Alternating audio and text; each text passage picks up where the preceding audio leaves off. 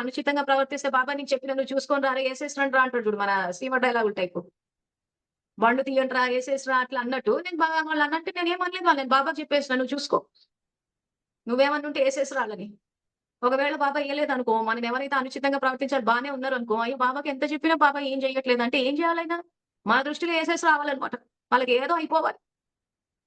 ఎందుకంటే ఇప్పటికి చాలా మంది కూడా ఎవరికన్నా ఏదన్నా అయిందనుకోండి, చూసారా ఆ రోజు నన్ను బాధ పెట్టినందుకు భగవంతుడు చూస్తూనే ఉంటాడండి. ఎట్లా అంటే ఈళ్ళు చెప్పగానే ఎళ్లి ఏసొచ్చేసాడన్నమాట.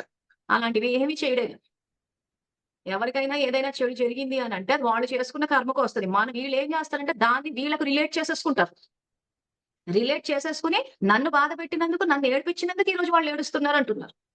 అని ఏం చేస్తున్నారు? ఆనందపడిపోతున్నారు. ఒకరి బాధని చూసి బా ఆనందపడుతున్నామంటే ఖచ్చితంగా రికార్డ్ అవుతూ ఉంటది. అంటే మనం వాళ్ళకి సంతోషాన్ని ఇవ్వటం లేదు కాబట్టి, మన జీవితంలో దుఃఖాన్ని మనమే